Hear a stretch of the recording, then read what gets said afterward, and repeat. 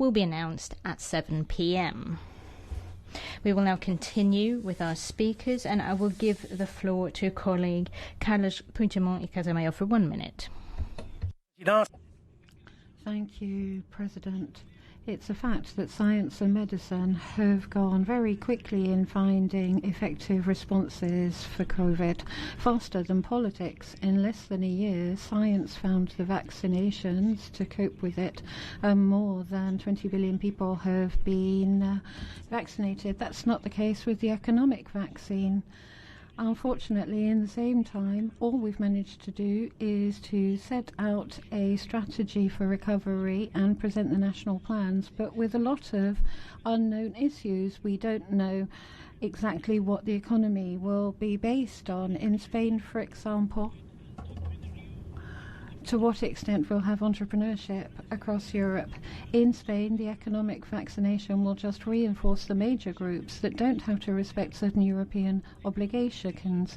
The major companies that will benefit from money from the recovery plan will get billions that should be going to SMEs, which is a flagrant violation of the European Directive on Repayments. We can't allow this to happen. Thank you.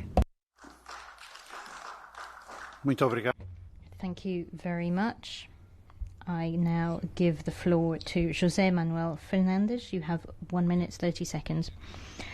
Thank you very much, President. Commissioner, Secretary of State, Ana Paula Zacarias, these national plans for recovery and resilience cannot constitute a lost opportunity. They have to contribute to recovery, to resilience, to competitiveness, to productivity in the European Union, and at the same time to territorial, economic and social cohesion. One of the aims must be jobs, creating quality jobs. That is why we need to invest above all in small and medium-sized companies and instruments to promote their capitalization.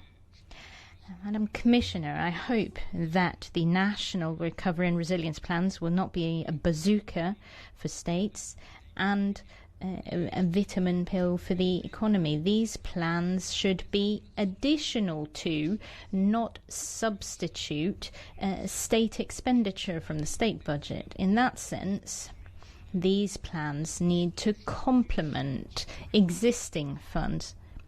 Madam Secretary of State, I think that it would be unacceptable that a Portuguese government would discuss the Portugal 2030 partnership agreement worth over 30 billion without clearly linking that to the National Recovery and Resilience Plan. This link and this complementarity between what constitutes the recovery plan and what are other instruments and programs under our multi-annual financial framework, that is essential, and we must not lose that opportunity. Thank you very much. Muito obrigado. Thank you very much. Next speaker, Jonas Fernandes, 2 minutes. Thank you, President, Council, Commission. I think, first of all, we should congratulate ourselves on the fact that all of the member states have actually decided to adopt own resources so that the Commission can start issuing community bonds very soon and start the procedures for the approval of the national plans and the transfers.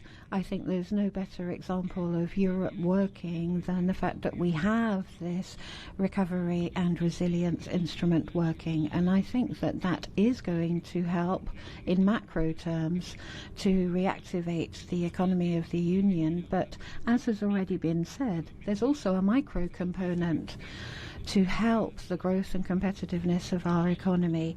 And it's therefore important that Europe is a green Europe, that Europe makes rapid progress in complying with the Paris Agreement goals. And it's also important that we tackle the digitalization of the European economy. But I'd like to draw your attention to an issue that perhaps is not made as overt as it should be, and that is the principles and values that underpin the whole of Europe and have done from its start, and that is the European social model, the European social market economy that social democrats and Christian democrats too had at the heart and the roots of the project of Europe. So in the next generation of the RRF should help us to build a green and digital Europe, but should also fundamentally contribute to ensuring that this European promise is kept alive. Europe as an area with social cohesion and territorial cohesion, in other words, the European social model, and national plans need to be in line with digitalization and the green transition, but they also have to keep alive this social promise which makes us European and makes us stand out in the world. Thank you.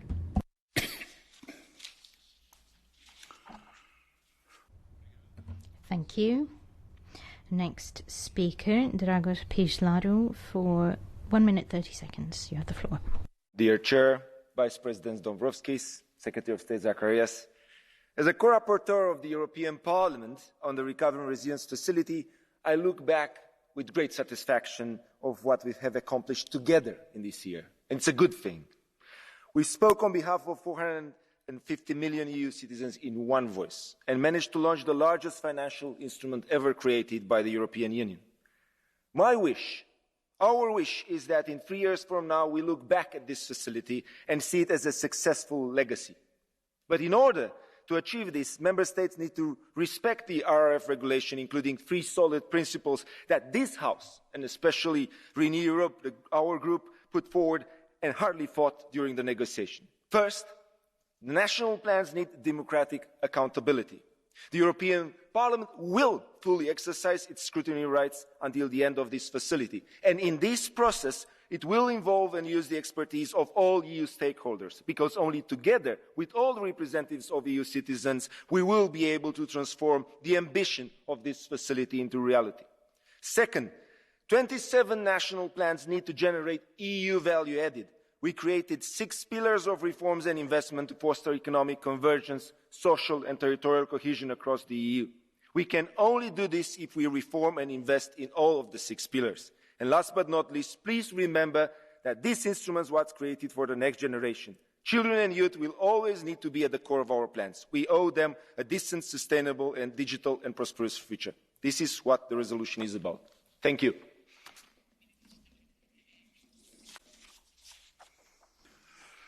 Muito obrigado. Thank you very much. I now give the floor to Alexandra Giese for 1 minute.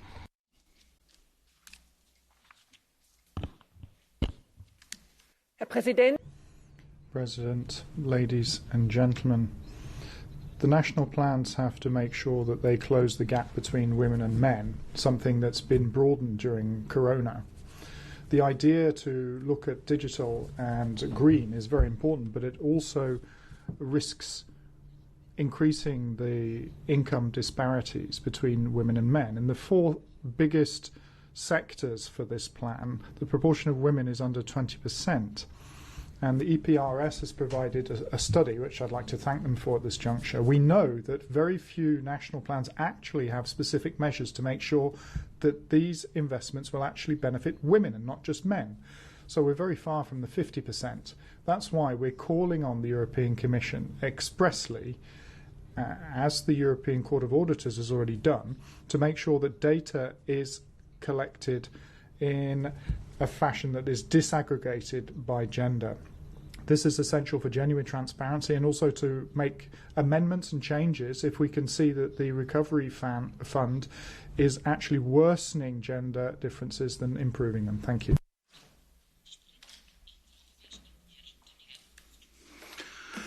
Muito obrigado. Thank you very much. Next speaker will be speaking from Warsaw, Elżbieta Kruk. 1 minute. To zgodnie z założeniem dodatkowe wsparcie finansowe. There is to be additional financial support for the economies after the lockdown. Is this the main principle, though? The Commission is also receiving out of the treaty possibility to raise taxes and to take on debt. The national plans are not to be aligned with national plans. Money is to be spent in line with EU policies. 37% is to be earmarked to climate transformation. This means the rebuilding of the current economies of some member states, moving away from local energy sources such as coal. In consequence, we might see weakening of economies rather than rebuilding them. So is it really all about reinforcing economies of member states, or is it about limiting sovereignty?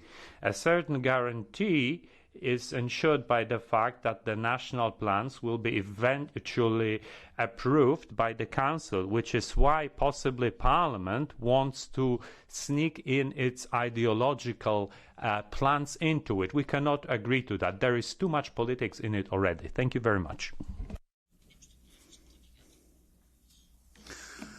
Muito obrigado. Thank you very much. Our next speaker is Mr. Yunus Omaji. 1 minute. Monsieur le Président. President, thank you.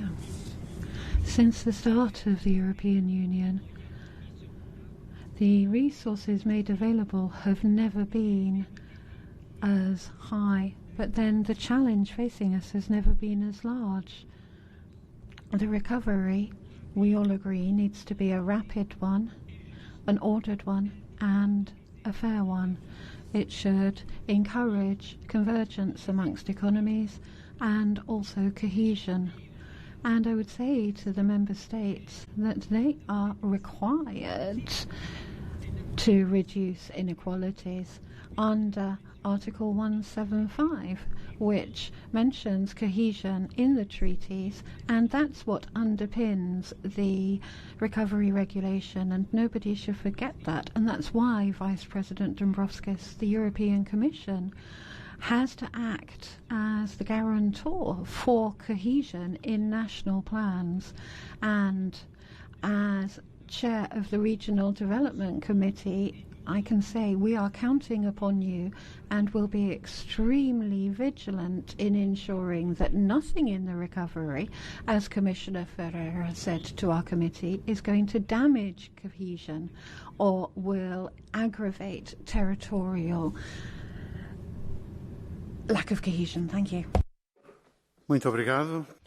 Thank you very much. I now give the floor to Krzysztof Hetman for 1 minute 30 seconds. Dziękuję, panie przewodniczący. Thank you, President.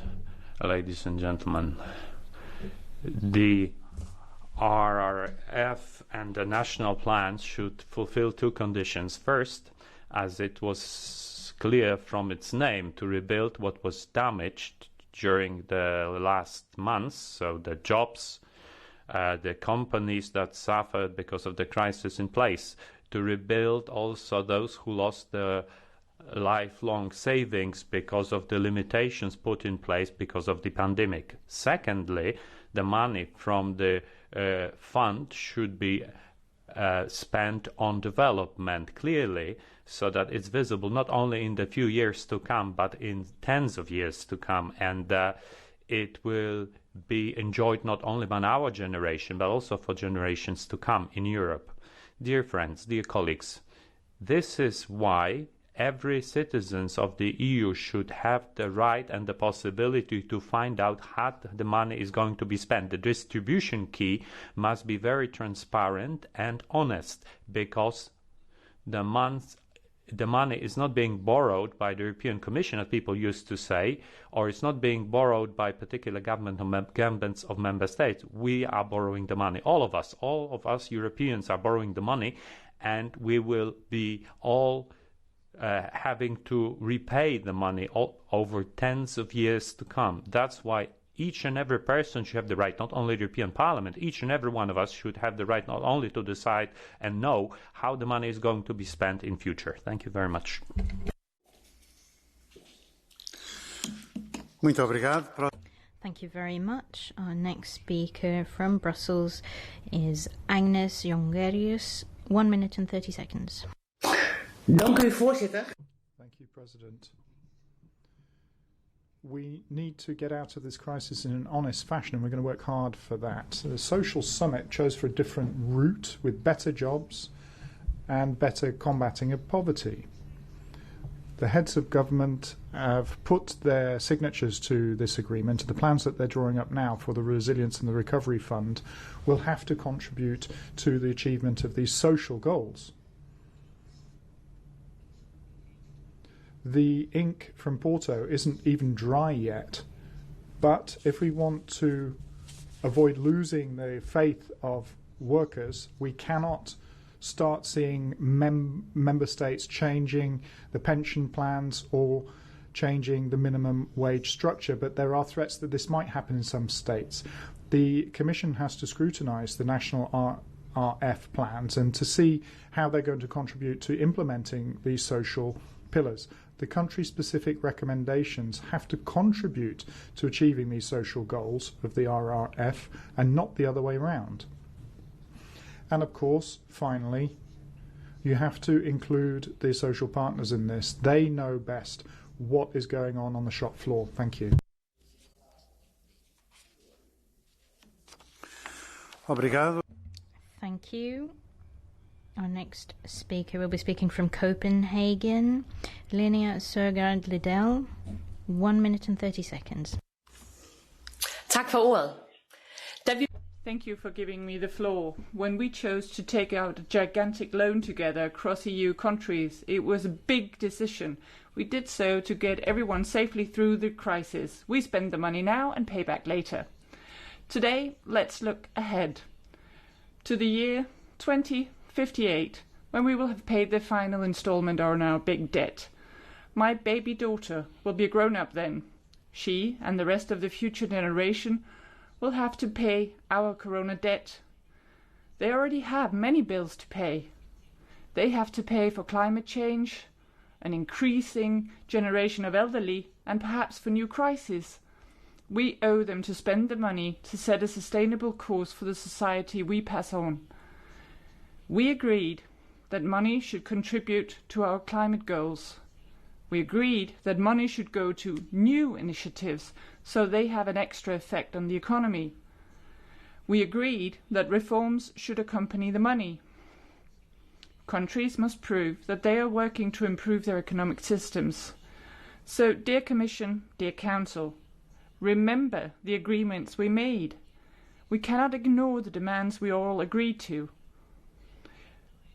We cannot just save ourselves. We owe it to the next generation to leave a greener earth and a more robust economy to them, especially as they are footing the bill. Thank you. Muito obrigado. Thank you very much. Next speaker, Bas Eickhout, 1 minute. Thank you, Mr. Chairman.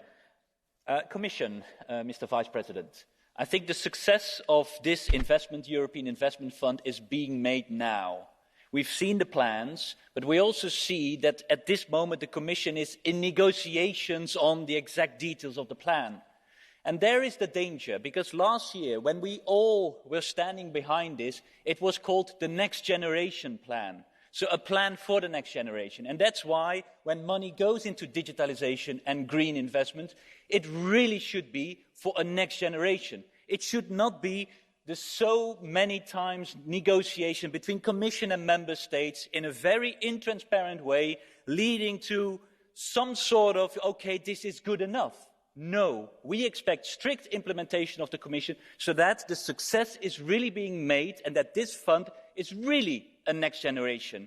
And if you are not sure, make sure that in the implementation, in the milestones that you agree in your implementation, that those milestones are very strict so that if later on Member States do not spend accordingly, you can still correct, because otherwise the next generation plan will be the only one, and that's not what we want. Muito obrigado. Thank you very much.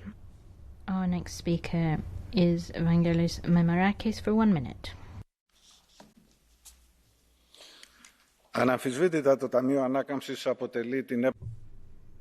The recovery fund is obviously a clear and palpable piece of evidence of European solidarity, but people will of course assess the way in which this money is spent. So we need to have transparency, accountability. We have to make sure that the rule of law is respected. The European Parliament obviously has to play an important role in the whole of this process.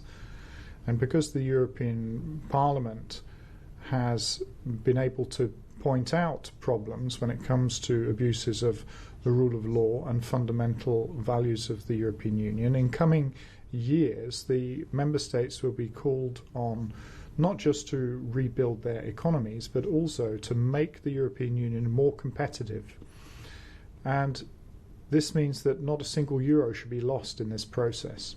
The European Parliament, as a guarantor of European principles and values, of course should not be left sidelined in this process.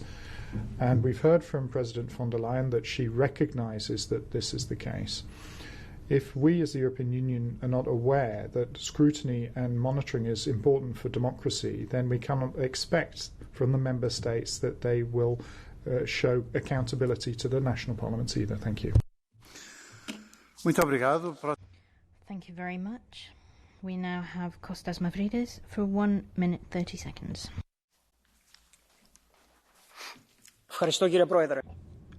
Thank you, President.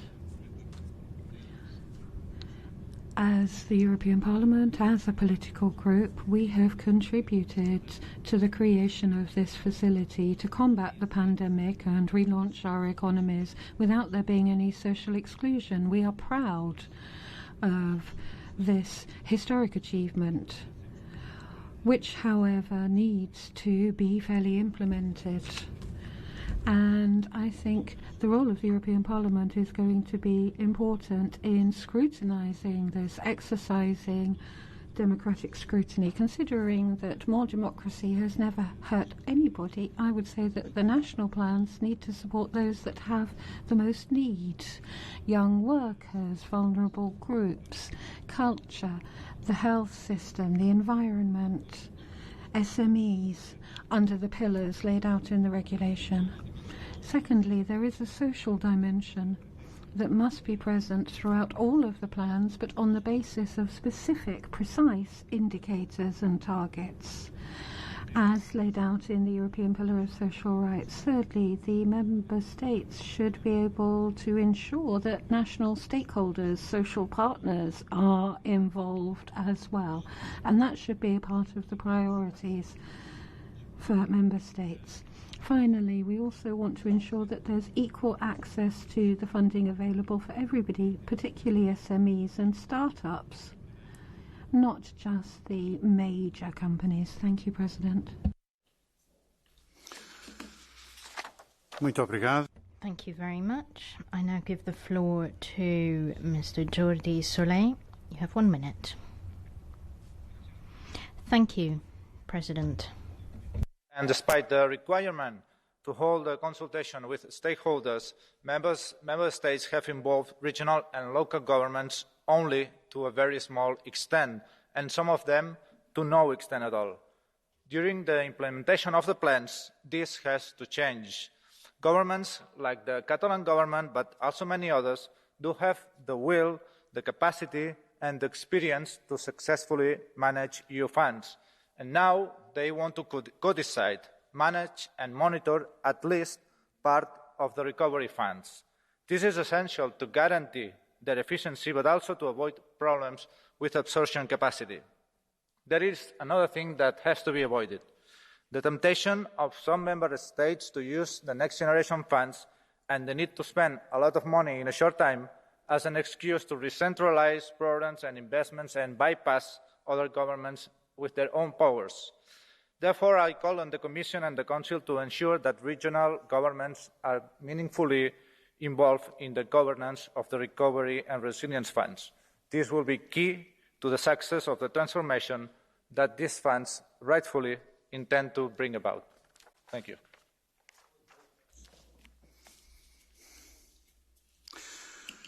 Muito obrigado.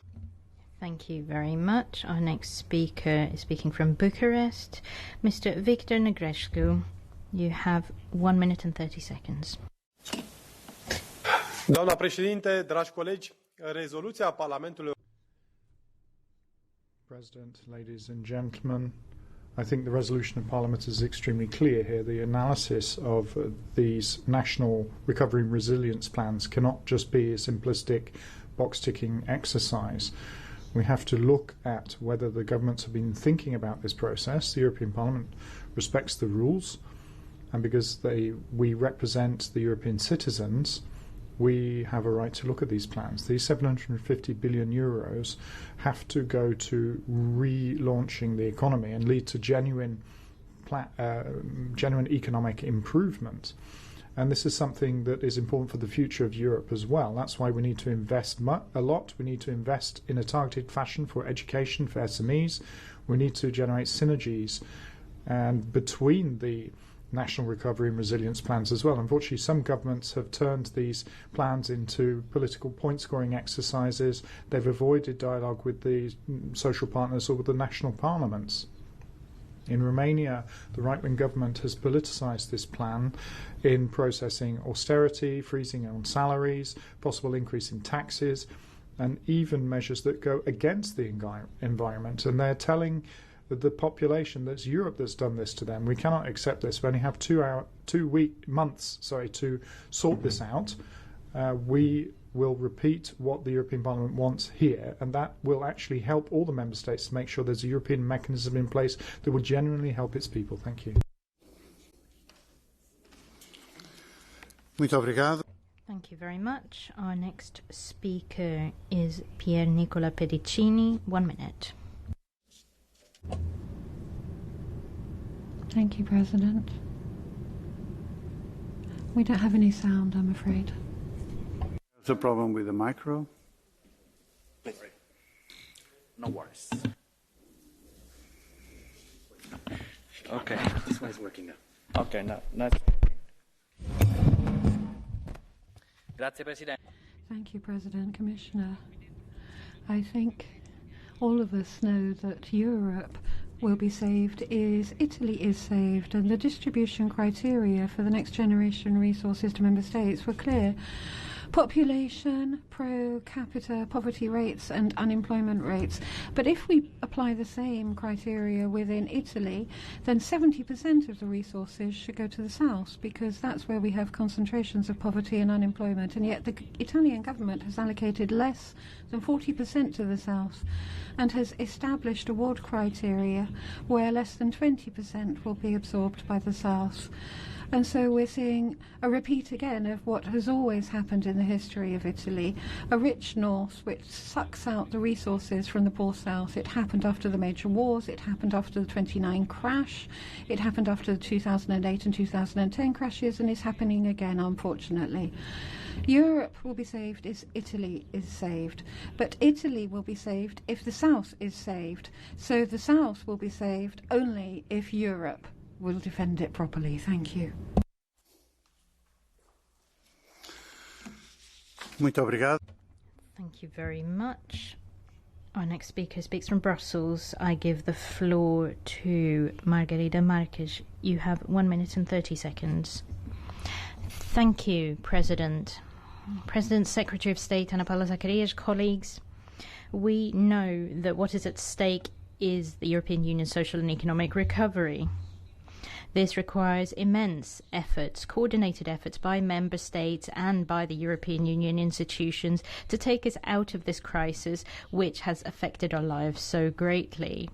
Now, it is this bringing together of effort between national institutions, European institutions, that we can ensure that we provide European added value. That is the only way that we can be certain that the Green Deal and the digital transition will be effective, and they will lead to fairer and less unequal societies. The European Parliament is not the executive institution.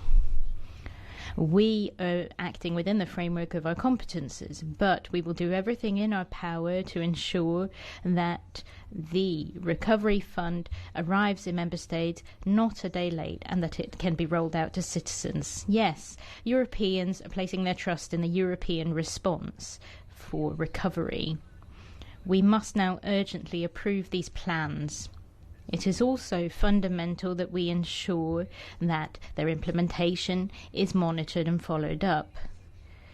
We need social manifestations of the progress of social policy, and that we demonstrate that the commitments made in Porto are to be held to.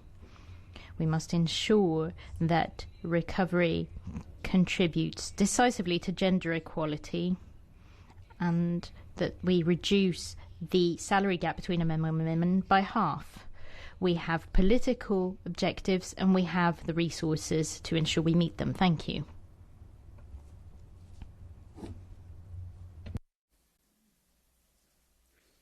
The president